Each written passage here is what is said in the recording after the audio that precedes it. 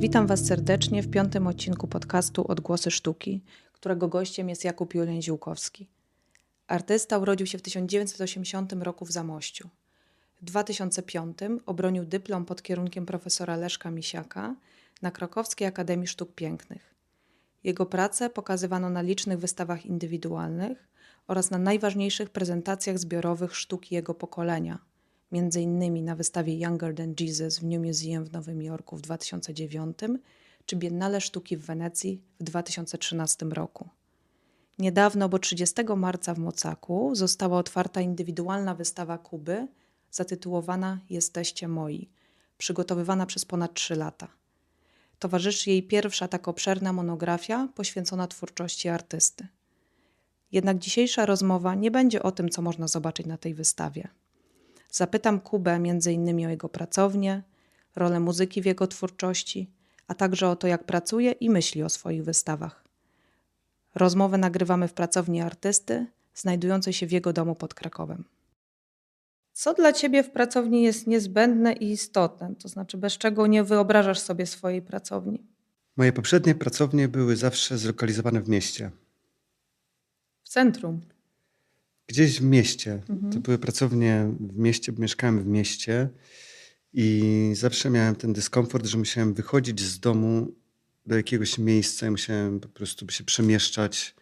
I samo przemieszczanie się już miało na mnie jakiś wpływ. Kilka lat temu stwierdziłem, że najbardziej optymalnym rozwiązaniem będzie, jeżeli będę miał miejsce poza miastem, gdzieś w naturze.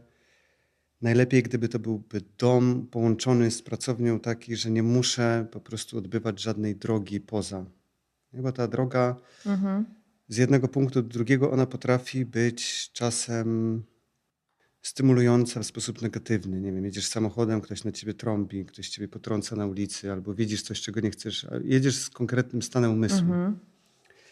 Więc dla mnie najważniejsze w tym miejscu jest teraz po kilku latach mieszkania jakby już poza miastem, wiem, że jest to bliskość lasu, że jest to taki prawdziwy kontakt z naturą, a nie tylko wyobrażony. Jest to cisza, spokój. Jest też to, że jestem trochę oddalony od ludzi. Jestem całkowicie sobą. Mam swoje miejsce wolności. To są chyba najważniejsze rzeczy. Poczucie wolności, bezpieczeństwa A wielkość pracowni? No i wielkość pracowni też ma bardzo duże znaczenie.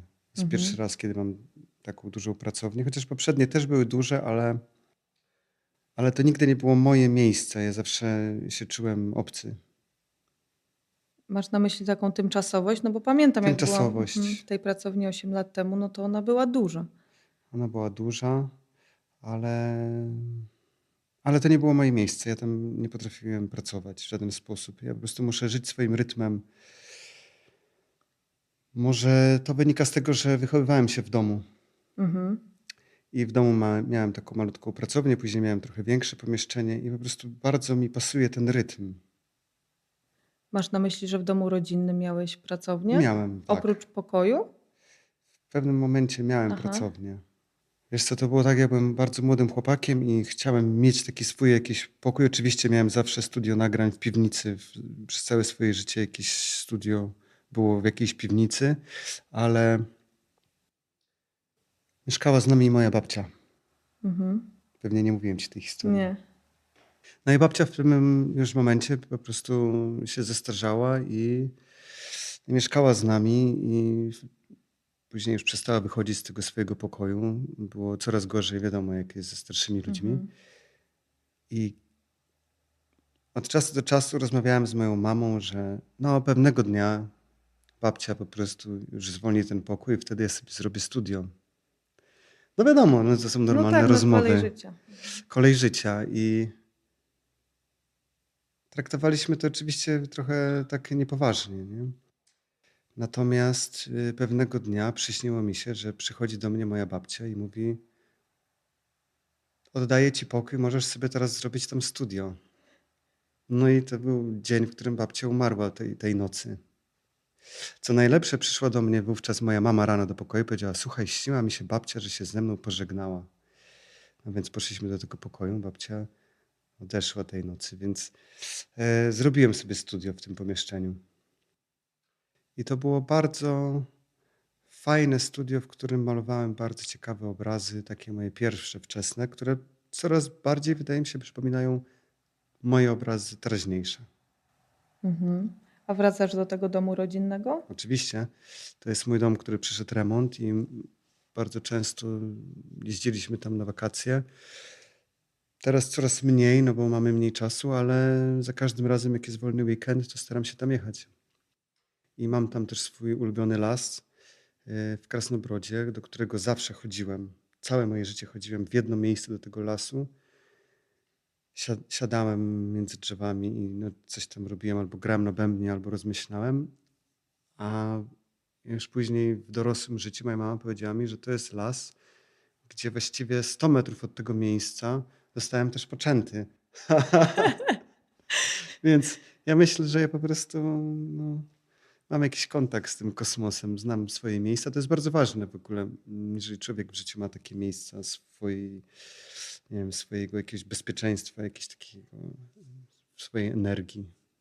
Mhm. To są bardzo fajne, małe takie punkty odniesienia, które mają bardzo duży wpływ na nasze życie. Zacząłeś mówić o grze na bębnach. Muzyka wydaje mi się, że jest takim coraz ważniejszym też elementem twojej twórczości. Tworzysz muzykę, ona ci towarzyszy podczas tworzenia. Stała się też elementem na ostatniej wystawie, elementem instalacji. Powiedz, czemu ona jest dla ciebie ważna? I to akurat ta muzyka, którą ty tworzysz. Wiesz, ja zawsze pracowałem z muzyką jakąś całe życie. Zawsze też tworzyłem jakąś muzykę, ale może nigdy nie miałem takich warunków wcześniej, żeby z tym popracować, tak bardziej na poważnie. I ja do tego nie podchodzę w ogóle poważnie, tak samo jak i pewnie kiedy zaczynam obraz, to też go nie traktuję zbyt poważnie, bo to jest jakaś forma też zabawy Mhm. z narzędziami. Nigdy nie wiem, co się wydarzy. I jest to bardzo połączone ze stanem mojego umysłu. Czyli danego dnia potrzebuję się rozkręcić przed obrazem, ale żeby się dobrać do tego miejsca w swojej głowie, do którego chcę się dobrać, które lokalizuje, że ono jakby chce pewien temat, to miejsce chce mi przekazać, muszę się do niego jakoś dostać, używając tylko sobie znanych narzędzi. Jest to na przykład bęben. Mhm. I jakby odkryłem, że nagrywanie też tego bębna i różnych innych dźwięków właściwie nie jest nawet tworzenie muzyki, tylko to jest tworzenie takiego tunelu kontemplacyjnego. Ja to tak postrzegam, że po prostu tworzę, zapisuję pewien wymiar, pewien stan. Im dłużej on będzie trwał, dlatego czasem te utwory są zapętlone albo staram się, żeby trwały jak najdłużej. Później go wynoszę z piwnicy do studia. W piwnicy jest to małe studio nagrań, gdzie jest po prostu cisza i można dźwięk bardzo odseparować od otoczenia. A później przynoszę ten dźwięk do studia i zaczynam z nim malować, po prostu już kontynuując pewien stan umysłu, który otworzyłem zupełnie innym narzędziem. I to u ciebie tak działa, to znaczy ta kontynuacja gdzieś tam to klika razem, jak rozumiem, tak? Jak puszczasz sobie tę muzykę. Tak, ale wiesz co, jak zapytałeś o tą pracownię, to Mhm. ja też sobie pomyślałem, że to jest bardzo trudno tak odpowiedzieć jednym zdaniem, bo to jest taki mój mikroświat. To jest taki mój świat pełen różnych zabawek, różnych przedmiotów, różnych dziwnych narzędzi, które one się wszystkie sklejają w jakąś opowieść, dlatego ten dom jest ciekawy, bo wcześniej w jednym pokoju na górze rysowałem i zrobiłem część wystawy w zamknięciu w tym pokoiku. Później schodziłem do piwnicy robić coś, później malowałem. Tak naprawdę to jest po prostu taki mój plac zabaw, w którym ja żongluję różnymi przedmiotami, różnymi materiami i, i on po prostu też mnie jakoś wewnętrznie stymuluje. To jest trochę jak efekt domina. tutaj nacisnę, więc tu się coś przesunie. Kiedy tu się coś przesunie, to wpływa na mnie w inny sposób, więc malując, powiedzmy, czasem tracę koncentrację lub jestem zmęczony, przychodzi wieczór, więc gaszę światło, rozpalam ognisko na zewnątrz, biorę bęben i mogę siedzieć kolejne 3 godziny, rozmyślając tak naprawdę o obrazie, ale używając do tego zupełnie innego języka, bo zarówno bęben, czy dźwięk, czy obraz to są to nie są języki opisowe w takim Mhm. znaczeniu naszego języka opisowego. One bardziej otwierają taki tunel do interpretacji i trochę przypominają jakby spacer po lesie. To jest moje kolejne narzędzie. Aha. Czyli po prostu wychodzę, żeby czasem popatrzeć, jak się zmienia świat. I to jest właśnie najważniejsze trochę w lokalizacji tego domu. On może nie jest najlepiej zlokalizowany, bo mógłby być jeszcze dalej odsunięty od miasta, ale ma tą zaletę, że 30 sekund ode mnie jest po prostu las, do którego wchodzę codziennie i go obserwuję codziennie, jak on się zmienia i jak ja się zmieniam.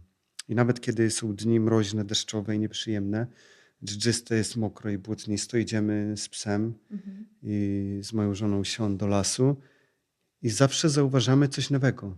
Nie? Że na przykład wczoraj nie było zielono, a już jest zielono, a teraz się pojawiło to, a dzisiaj spadła ta gałęź tutaj. Jakby cały czas masz kontakt z przemianą, poza tym są tam zwierzęta. Mam tam swoje drzewo ulubione, z którym rozmawiam i nie mogę więcej zdradzić, bo to jest moje magiczne miejsce. A czy to, że sięgasz po różne media, po różne środki wyrazu, to jest też taka potrzeba takiej świeżości, utrzymania tej świeżości w procesie twórczym? Czy takiego ciągłego eksperymentu? Właśnie słowo eksperyment, ono coś bardzo określa. To znaczy, Mhm. wiemy wszyscy, co znaczy eksperyment. Gdyby tak podejść na świeżo do tego słowa, można powiedzieć, że to jest wszystko eksperyment, tak jak każde wyjście z domu jest eksperymentem i każde, nie wiem, przygotowanie potrawy jest jakimś eksperymentem, mimo tego, że robi się coś ze znanych składników, to zawsze jest inne, bo zawsze my jesteśmy inni i zawsze coś Mhm. innego czujemy. I zawsze inaczej, nie wiem, nasze sensory odbierają świat. Ja myślę, że to jest bardziej tak, w jakim stylu powstają moje prace, czy w jakim stylu maluję, w takim, jakim chcę. Za każdym razem w nowym, za każdym razem w takim, w jakim po prostu chcę, w jakim on się sam materializuje.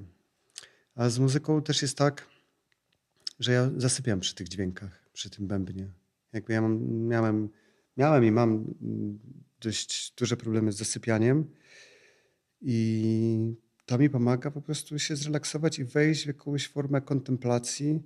Odbywam swoje jakieś tam podróże w swoich myślach przy takim bębnie, ponieważ on programuje umysł, Mhm. bicie programuje i jakby cały czas dążę do uzyskania jakiejś takiej neutralności, to znaczy takiego uproszczenia, ale też i w pracach wizualnie. Czasem to uproszczenie może wynikać może i z nagromadzenia elementów, ale tak naprawdę z takiego uproszczenia jakby drogi do odbioru.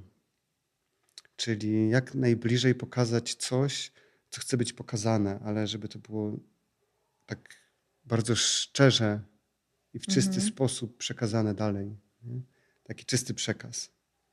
On może być czasem zakamuflowany, opowiedziany zakodowanym językiem, który jest niby znany tylko mi, ale jak się okazuje, ludzie, którzy patrzą na obrazy i są bardzo wzruszeni, oni też przeżywają jakby na swój sposób i naprawdę nie jest istotne już, co ja mam do powiedzenia jako artysta słowami, tylko czasem wymieniamy się tylko spojrzeniami z ludźmi. Nie? Tak Mhm. chyba było też przy tej wystawie. Miałem takie wrażenie, że tak jakby nagle wszyscy wszystko rozumieli. Nie? Bardzo mnie zaciekawiło to, jak ostatnio powiedziałeś, że twórczość to jest twój najbliższy przyjaciel. Prawda. No właśnie, ale jakbyś mógł rozwinąć tę myśl?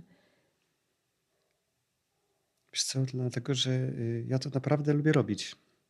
Po prostu ja to bardzo lubię robić. I nawet teraz po wystawie Kiedy jestem dość zmęczony i nagle zacząłem wchodzić znowu do pracowni i robić swoje małe rysunki, Sion mi powiedziała, ale ty znowu pracujesz. Ja mówię, ja nie pracuję, ja po prostu się relaksuję. Ja muszę odpocząć i trochę porysować, żeby się zrelaksować, żeby pewne myśli ze mnie wyszły, one muszą wyjść poprzez jakieś narzędzia. I mm, że nie jestem jakimś wielkim filozofem, po prostu tylko maluję obrazy, ale mam swoje takie spostrzeżenia i uważam, że wielkie szczęście, które mnie spotkało, polega na tym, że ja po prostu natrafiłem na odpowiednie narzędzia w odpowiednim czasie. Ja je dobrze zdiagnozowałem. Biorąc pewne narzędzia do ręki, uznałem, że to jest to, co mi bardzo pasuje i po prostu się w tym zatopiłem. Nie oczekując tak naprawdę żadnego efektu. Po prostu sama przyjemność z uderzania pałką w bęben, czy rysowania, czy malowania, sama przyjemność, która z tego płynie, ona już jest celem samym w sobie zamkniętym. Wszystko, co się wydarza ponad to, jest takim jakby bonusem i oczywiście im człowiek jest jakby bardziej dojrzały, starszy, wiesz, zaczynasz inaczej budować historię. Jak robisz pierwszy rysunek, no to przekazujesz inne emocje, ale jak robisz rysunek numer 6947, to już też inaczej patrzysz na ołówek i na kartkę i na siebie samego i to są wszystko narzędzia, które są moimi super przyjaciółmi i znamy się bardzo dobrze. One znają mnie lepiej. Czasem, wiesz, obraz zaczyna się od tego, że wchodzisz do pracowni i ręką przejeżdżasz po pędzlach i wybierasz, który dzisiaj cię poprowadzi. Nie wiesz, który tak naprawdę, nie wiesz, który kolor. To są wszystko takie ułamki sekund, kiedy intuicja czy jakiś instynkt decyduje, czego tak naprawdę chce. Bardzo często trzeba się z tego wycofać, zamazać, coś poprawić, ale nigdy nie można się poddawać, bo wszystko jest pewnym procesem rozmowy z kosmosem, z samym sobą. I, I tak, to są moi najbardziej wierni przyjaciele. Oni zawsze gdzieś tam przy mnie są. Czasem wzywam ja ich, a czasem oni wzywają mnie. A czy to jest dla ciebie ważne, żeby na przykład jak wychodzisz z domu, żeby zabierać ze sobą, nie wiem, notes, kartkę, długopis, ołówek?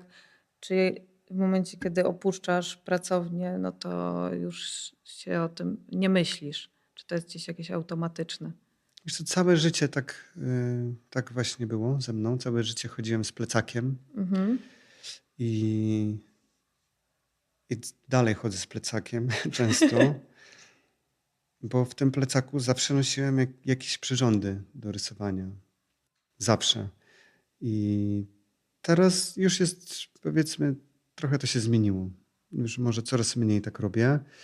Faktycznie lubię ze sobą nosić taki malutki notatnik i jeden malutki ołówek i taką jedną malutką zastrugaczkę, żeby coś zanotować, albo pióro wieczne, które mam całe swoje życie i to jest pióro, które jest jeszcze po moim dziadku. Ono się już rozpadło dawno temu, ale stalówka przetrwała i ta stalówka, przeniosłem tą stalówkę w inne ciało, zrobiłem transplant stalówki w inne pióro i ja cały czas używam tego samego pióra przez już chyba, nie wiem, ze 30 lat może.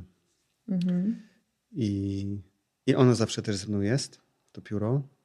I nim zazwyczaj coś piszę lub czasem robię rysunki, ale czasem coś muszę też napisać, jakąś myśl, a czasem przerywam rysunek w środku nocy, żeby coś napisać.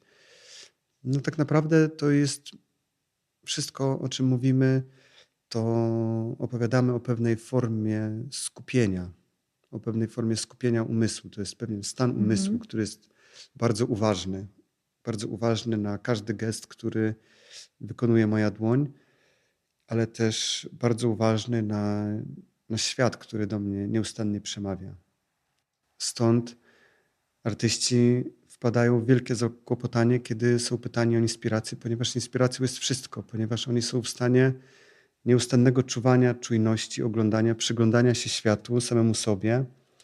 Im bardziej człowiek się przygląda kulturze, no bo w tym żyjemy. Mhm. Mm, Im głębiej się jej przygląda, tym wyraźniej widać, że kultura jest tylko pewną maską sztuczną, pod którą ukrywa się niezmienna, niesamowicie pasjonująca natura ludzka, która jest Mhm. właściwie wszędzie taka sama, która jest po prostu zniewolona przez różne formy kultury. W niektórych społecznościach te kultury dają więcej wolności, w niektórych dają bardzo mało, wręcz nas to szokuje. Nie?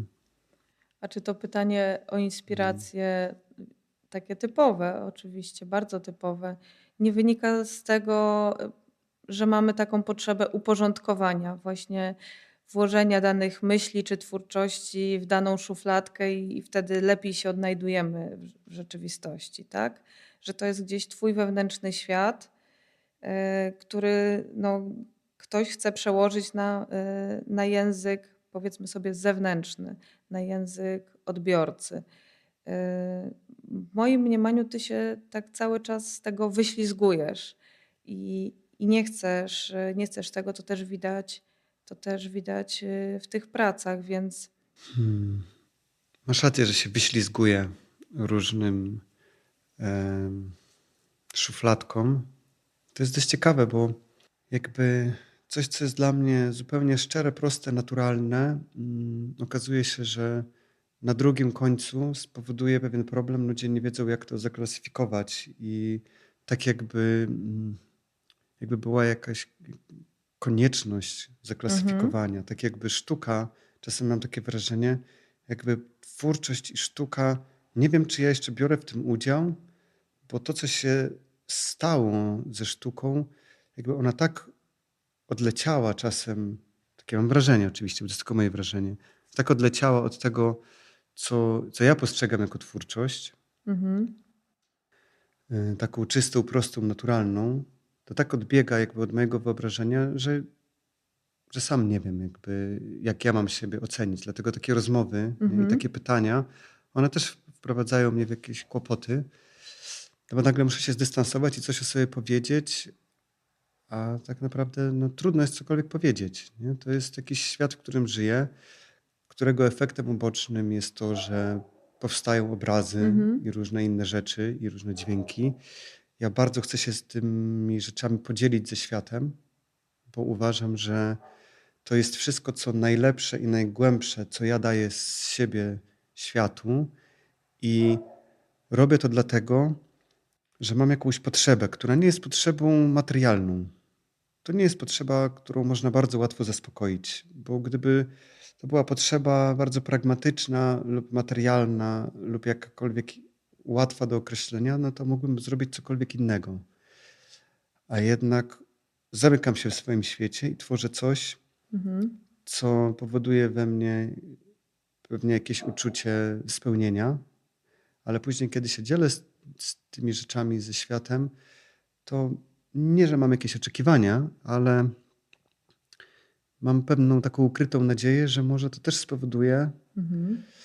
że osoby, które jakby uczestniczą w tym zjawisku, mm, same się zainspirują. Jakby to jest tylko pewien przekaz energii i może ktoś z tego też zbuduje coś ciekawego, tak? Że powiedzmy z grania na bębnie może wyjść to, że ileś osób, jeżeli to usłyszy, na przykład będzie lepiej spało albo wejdzie w jakiś, nie wiem, trans lub cokolwiek, co im, czy tak samo z oglądaniem obrazów. Tak jak powiedziałaś, że przy tym dużym obrazie w ciemnej sali sen o życiu jakby przeżywasz coś, co jest na początku trudne do opisania, ale im więcej tam jesteś, tym bardziej zaczynasz to widzieć. Mhm. Mm. To są bardzo trudne rzeczy, dlatego ja tak się plączę w słowach, ponieważ język opisowy naprawdę tutaj, mówiąc potocznie, wymięka. Trudno jest to opisać. Bardzo trudno. To jest tak jak próba opisu krajobrazu górskiego komuś, kto nigdy nie był w górach. Nie? Musisz pójść, zobaczyć, poczuć to, ale tak naprawdę każdy zobaczy co innego, każdy będzie miał jakieś inne przeżycia, wspomnienia, nie wiem, emocje. Czy to jest też jeden z tych powodów, dla których jakby unikasz wywiadów, że chcesz, żeby twoja twórczość jakby mówiła za siebie, tak? Że nie ma takiej możliwości, żeby ująć to za pomocą słów i kategorii, co chcesz przekazać? Tak jest. Mhm. Mhm. A powiedz, no właśnie, czym według ciebie jest wystawa w życiu artysty? Czy to jest w ogóle jakiś ważny punkt? Myślę, że wystawa jest bardzo ważnym punktem w życiu każdego artysty, ponieważ jest takim punktem, z którego można wyznaczyć jakiś dystans do samego siebie. Ponieważ artysta, kiedy pracuje nad czymś, jest zatopiony w stanie umysłu, który jest bardzo pochłaniającym, czasem wręcz obsesyjnym stanem, w którym się bardzo nad czymś pracuje, nad jakąś myślą. I wystawy mają jakby wiele różnych ciekawych wymiarów. Jednym z wymiarów jest granica jakby czasu, że do pewnego momentu możesz pracować, jak to się mówi po angielsku, tak zwany deadline, czyli ten punkt krytyczny. W tym momencie wszystko musi być skończone, tak? Inaczej można by się w tym zatopić w nieskończoność i przekładać otwarcie wystawy i przekładać. I pewnie dużo osób ma z tym problem i tak robi, ale dobrze jest po prostu się zmobilizować i wyznaczyć ten punkt i w pewnym momencie zakończyć. I kolejnym wymiarem wystawy jest to, że kiedy się ją tworzy już na miejscu, w tych salach, gdzie mają pracę po prostu się znaleźć w odpowiednich miejscach, to jest to też jakaś materia twórcza, ale ona już nie jest. Ona nie używa tych narzędzi, których artysta używa w pracowni. To jest inny wymiar twórczy. Musisz się po prostu zdystansować do swoich prac i nagle widzisz je na białych ścianach i nagle okazuje się, że to, co było świetne, emocjonalne, nagle zaczyna tracić siłę przy czymś, co pochłonęło dużo więcej czasu i jest dużo większe. I po prostu jest to kwestia takiego jakby ważenia obiektów, ale ciekawe jest to, czym się jakby też artysta kieruje, kiedy dlatego są przecież kuratorzy wystaw, bo wielu artystów sobie nie radzi z własnym wyborem, bo uważa, że wszystko jest tak samo istotne. I najlepiej chcielibyśmy pokazać wszystko, co mamy i dopiero z czasem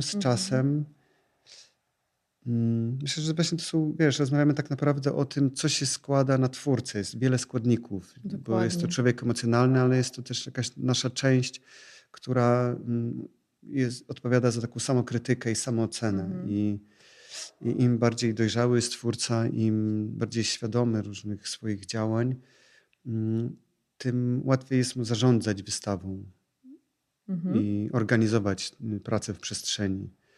Bo jak wiesz, na naszą wystawę przyjechało bardzo dużo obiektów i kiedy one już tam stanęły, 170. tak, zanim jeszcze w ogóle były powieszone, ja już wiedziałem, które prace absolutnie jakby nie wytrzymają ciśnienia skali tej wystawy. Nie? Ale dopiero jak one wjechały do sali, tak?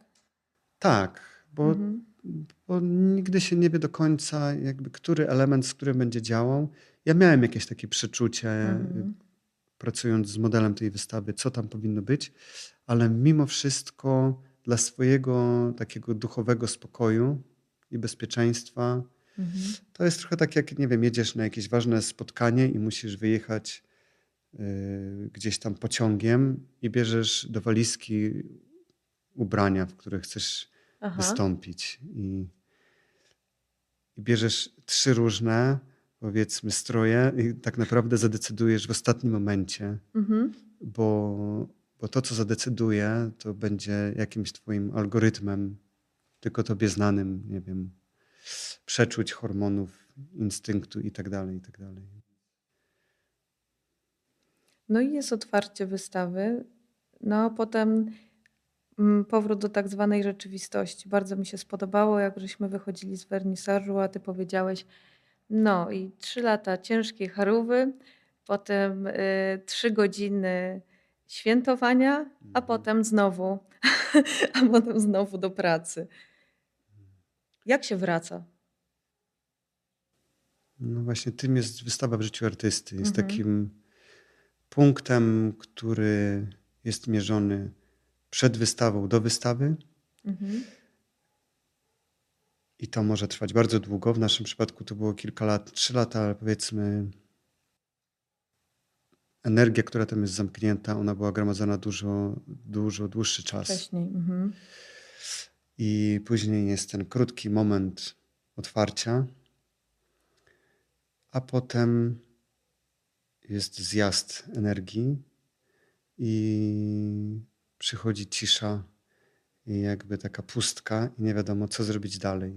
To są bardzo fajne momenty, bo z jednej strony czuję się jakby dużo lżejszy, że coś z siebie zrzuciłem, coś nad czym długo pracowałem i teraz, kiedy to już jest pokazane światu i świat już to zobaczył, jest to w pewnym sensie stracone, bo to już powstało, więc drugi raz już nie będzie miało takiej silnej mocy, a ja mam jeszcze taki charakter, że nie lubię rzeczy powtarzać. Raczej lubię je drążyć. Więc to jest dobre pytanie, bo wiesz, trzeba odpocząć. Jakby zawsze jest, wszystkie takie pytania, one się sprowadzają do bardzo różnych odpowiedzi, ale w moim przypadku, ponieważ ja już jakby znam siebie dość dobrze i znam te mechanizmy i wiem tak naprawdę, czym się kieruję, kiedy robię wystawę, czym się kieruję, kiedy maluję poszczególną pracę, jakby znam swoje intencje bardzo dobrze, to tak jak bardzo trafnie napisała pani Olga Tokarczuk w tekście, sugerując, że jest to coś, czym ja się kieruję, czyli poznaj samego siebie. Absolutnie się z tym zgadzam. Jakby takie elementy jak wystawa, one też są lekcją. To jest wszystko lekcja poznania samego siebie i ponieważ ja już miałem różne wystawy w swoim życiu, więc wiem, w jakie emocje wchodziłem po powrocie do domu. Najgorszym momentem była chyba moja wystawa w Nowym Jorku, kiedy przyjechałem do Krakowa i byłem taki przytłoczony tymi wrażeniami i tego miasta i tych ludzi. I to był może pierwszy raz, kiedy naprawdę miałem uczucie takiej głębokiej pustki, przerażenia wręcz, co będzie dalej. A kiedy to było? To było pewnie ponad 10 lat temu. To już w ogóle jest nieważne. Natomiast teraz wiesz, to jest tak duża wystawa i tak duży projekt i mam wrażenie, że pierwszy raz w życiu jakby realizuję wystawę, w której pokazuję cały swój świat i jest książka, która jest tak obszerna, która wyczerpuje różne tematy, czyli pokazujemy i rysunki, i rzeźby, i obrazy i pojawia się tam wywiad i mój tekst. Tak naprawdę otworzyłem się całkowicie.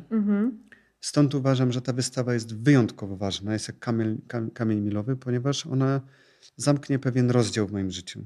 Teraz będzie rozdział drugi, w którym no po prostu muszę zacząć wszystko robić od nowa, ale tak naprawdę nic nie muszę, ponieważ ta wystawa też w jakiś sposób spowodowała, że czuję się spełniony i to, co chciałbym robić, to teraz odpocząć i bardzo na spokojnie wrócić do swojego świata i swoich przyjaciół i po prostu dalej powolutku wprowadzać się z jednego rysunku na drugi rysunek w ten mój świat, który powoli będzie się rozwijał, ale to będzie trwało pewnie latami. Tak myślę, że bardzo mi się podoba ten model takiej niespiesznej pracy i bardzo odległego deadline'u. Ponieważ jeżeli chce się coś przekazać głębszego i ma się coś w głowie, jakiś większy pomysł i większą wizję świata i ma się na to tylko parę miesięcy i cały czas rozpraszają cię jakieś galerie lub cokolwiek innego, to jest bardzo trudno utrzymać ten poziom koncentracji. Dopiero w momencie, kiedy masz naprawdę dużo czasu przed sobą, dajesz sobie dużo czasu i spokoju i robisz rzeczy bez stresu, wiedząc, że nic na ciebie nie czeka za drzwiami, nikt nie puka, tylko po prostu ogarnia cię spokój i dajesz sobie ten czas na tą koncentrację. To nieważne, co to będzie, coś z tego będzie. Nie? To jest tak jak z bębnem. Po prostu wystarczy tylko raz uderzyć, a kolejne uderzenie jest odpowiedzią na poprzednie uderzenie, a kolejne uderzenie jest odpowiedzią na 2 poprzednie, a po 40 minutach gry jest się po prostu w takiej fali uderzeń i zaczyna się widzieć obraz, jakby wizję tego dźwięku poprzez doświadczenie tych 40 minut takiej kąpieli w tym dźwięku, która składa się z poszczególnych uderzeń, tak samo jak Chińczycy na przykład mierzą życie człowieka ilością uderzeń serca. Albo no to jest ten poziom patrzenia, prawda? Tak samo jest z rysowaniem. Jakby bierzesz czasem ołówek do ręki i ja nie wiem, co wyjdzie, ale jakby próbuję wyczuć, gdzie on chce mnie poprowadzić. I ja za nim podążam. Pierwsze kreski są zupełnie dla mnie nieznane. One gdzieś idą. Idą tam, gdzie chcę pójść w tym momencie ołówek, mój umysł, ręka, grawitacja. To jest tak, jakbyś podążała za wahadełkiem, które wyznacza jakiś kierunek, ale po chwili one domagają się interakcji. Zaraz włącza się jakiś mechanizm w pewnej części mojego mózgu, który próbuje to zakomponować. Próbuje spojrzeć na to w inny sposób i dorysowujesz kolejny element, później otwiera się kolejny, a później nagle okazuje się, że jest to po prostu taka, a nie inna pieśń dnia opowiadająca o czymś. I później z tych wszystkich elementów powstaje zbiór rysunków, ze zbioru rysunków powstają obrazy i inne rzeczy i później z tego wszystkiego powstaje wystawa, która tak naprawdę jest jednym wielkim autoportretem mnie, ale to też nie jest tylko moja zasługa, bo wszystko składa się jakby z wielu różnych malutkich elementów, cząstek działających na siebie jednocześnie. To ostatnie pytanie na koniec. Jak oglądaliśmy jeden z wczesnych obrazów, które są prezentowane na Twojej wystawie, który odnosi się do momentu śmierci Twojej mamy. I ja Cię pytałam o ten obraz, tam też pojawiasz się Ty, który oddalasz się do pracy. To Ty mi powiedziałeś coś takiego, że Twoja mama jest w wielu Twoich pracach. Czemu ona jest jakby dla Ciebie ważna i w jaki sposób ta metafora mamy w ogóle działa w Twojej twórczości? Bo to nie jest takie oczywiste spojrzenie, które Ty masz. Ja tą wystawę dedykuję swojej mamie. I wszystkie wątki, gdzie się pojawia jakiś element macierzyństwa, kobiety, to są te wątki, które opisują, jak istotna jest jakby relacja opieki, powiedzmy, mamy, ale także ojca nad dzieckiem lub w szerszym przełożeniu, bo to jest tylko język, którym ja operuję. To jest język, to jest jakiś kod, do którego się odnoszę, ale tak naprawdę chodzi o ukazanie pewnej struktury, jednej z wersji jakby istnienia na świecie, w którym to coś, co się rodzi, jest tak małe i bezsilne i bezbronne, że wymaga nieustannej opieki i protekcji swoich rodziców. I nie chodzi to tylko o świat zwierząt, ale także świat roślin. Teraz już są książki, które mówią wprost o tym, że w lesie są drzewa, które można nazywać drzewem matką, drzewem ojcem. Wokół tych drzew rosną konkretne gatunki innych drzew, które rosną tam tylko dzięki temu, że czerpią informacje z innych drzew. To już jest właściwie udowodnione. I tak samo jest jakby w moich pracach, że ta matka, ona jest symbolem opieki, ale też symbolem takiego elementu, który reprezentuje w ogóle mądrość życia. Mądrość siły życia, czyli wiesz, że jeżeli coś ma powstać, to najpierw to musi powstać z z miłości i z opieki i z troski i z nieustannego wsparcia i jakby tylko dzięki temu ten mały element może wzrastać i może się otwierać, bo inaczej po prostu nie ma takiej możliwości. Stąd ja uważam, że oczywiście wystawę zrobiłem ja moimi rękami, ale tak naprawdę natura, która przebija, moja natura jako twórcy, natura ludzka, która przebija stamtąd, jest naturą, którą dostałem od swojej mamy. W pewnym sensie genetycznie, ale bardzo była to też duża jej praca nade mną. Godziny rozmów, przesiadywanie całymi nocami, analizowanie różnych problemów od małych po duże, właściwie całe życie. I ja wiem, że ona też się bardzo martwiła o mnie, co się wydarzy, ponieważ zmarła zaraz jeszcze przed moją pierwszą wystawą chyba w galerii, czy gdzieś mniej więcej w tym samym czasie. I ona się strasznie martwiła, co będzie dalej, wiedząc jak świat jest brutalny i jak ja jestem bezbronny, jakby nie mam żadnych narzędzi. Mam taką dość czystą naturę, łatwo można mną, zarządzać. Z drugiej strony też jest mój ojciec, który przekazał mi swój, myślę, talent lub jakiś taki dryk, któremu przekazał tą samą, jakby można to nazwać, kreskę, jego ojciec. Więc wystawa powstała ze mnie, ale ja mam bardzo dużą świadomość, że jest tam i mój ojciec, i mój dziadek, i w bardzo dużej mierze moja mama. I właściwie to był mój jakby największy problem przed tą wystawą. Dwa dni przed tą wystawą ja byłem bardzo rozłożony emocjonalnie, bo cały czas myślałem o tym, jakby było, gdyby moja mama zobaczyła tą wystawę. Jakby wreszcie mogłaby się uspokoić i przestałaby się martwić, nie? Bo to jest coś, o co każdy jakby rodzic się martwi, co będzie dalej. Okej, dzięki. Ciężkie tematy. Dziękuję bardzo.